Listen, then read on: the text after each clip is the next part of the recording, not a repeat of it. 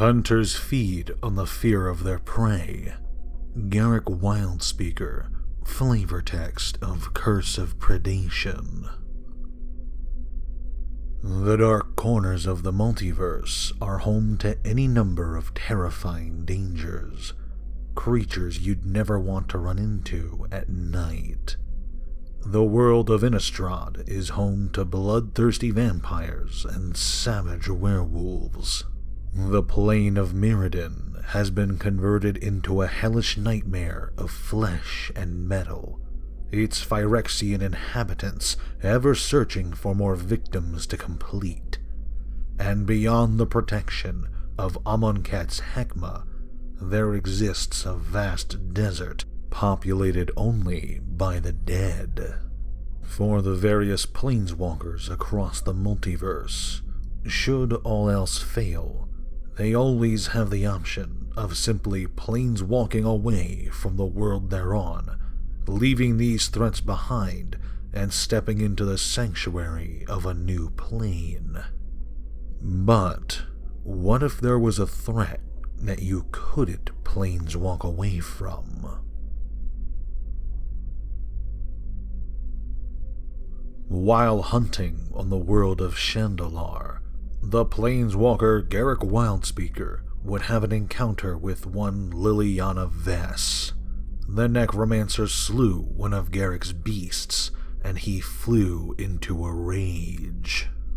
These two planeswalkers battled, and though Garruk had the upper hand, Vess was able to turn the tide by relying on the power of an artifact known as the Chain Veil.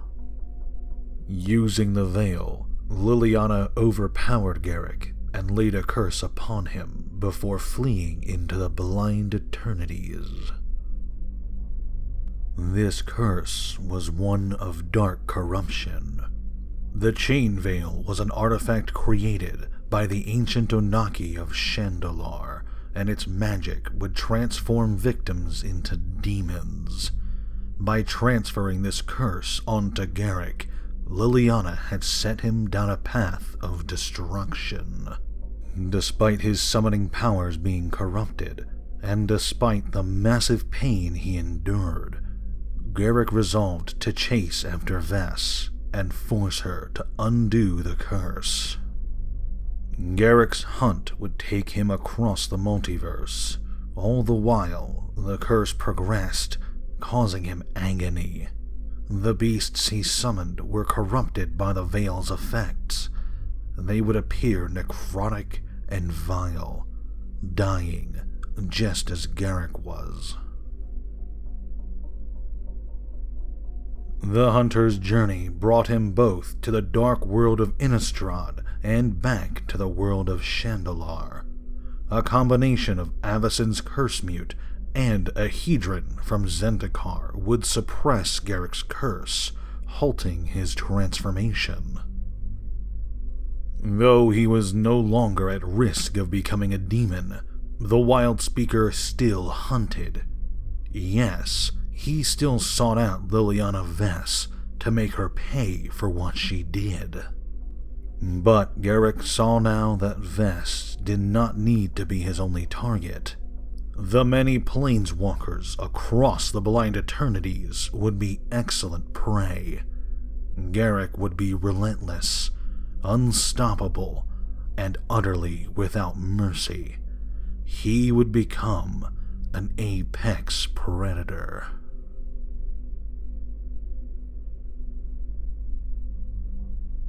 Garruk Wildspeaker was a central character to the M15 core set. He was heavily featured in promotional art and in packaging. He had a card in the set, Garruk Apex Predator, and was the focus of the Duels of the Planeswalker installment for that year. However, for those who participated in the M15 pre-release, Garruk was not just the face of the set. He was present as a very real and very unique challenge.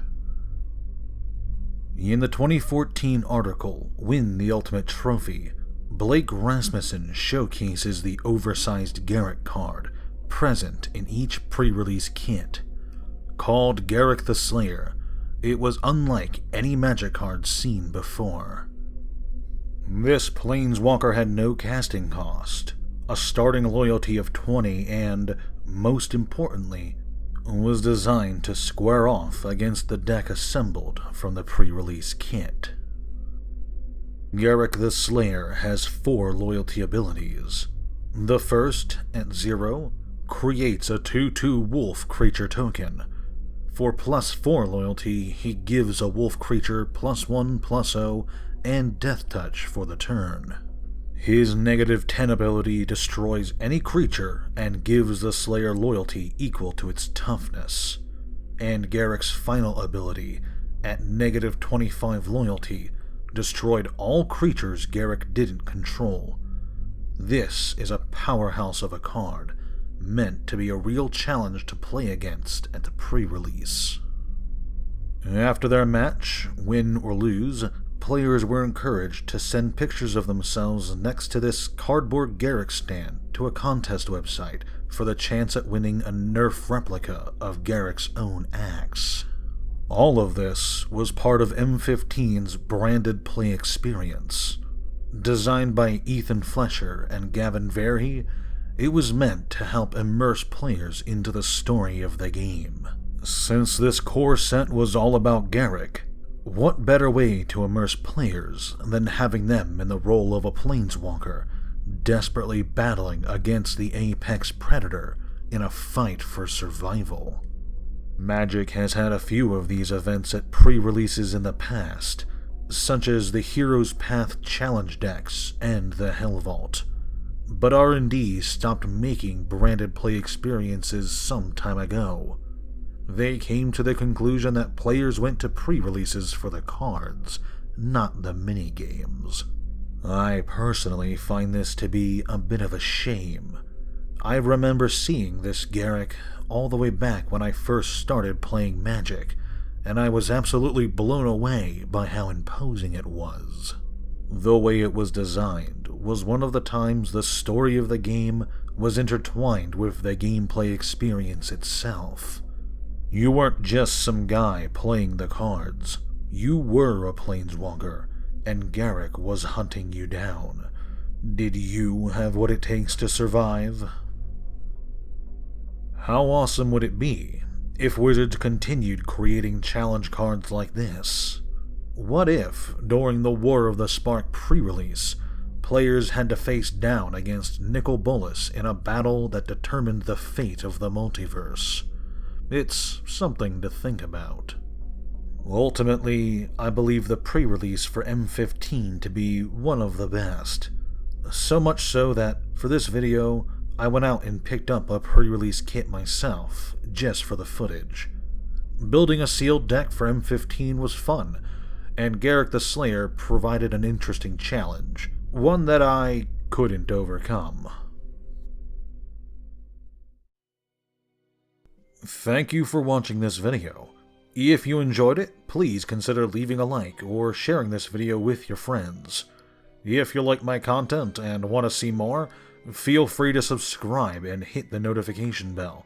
That way you'll be alerted whenever I upload new videos. Finally, if you have a suggestion for a character or event you'd like me to cover, feel free to let me know in the comments section below. I've got a long list of characters to cover now, but I'm always happy to grow that list. Thanks again for watching, and have a great day.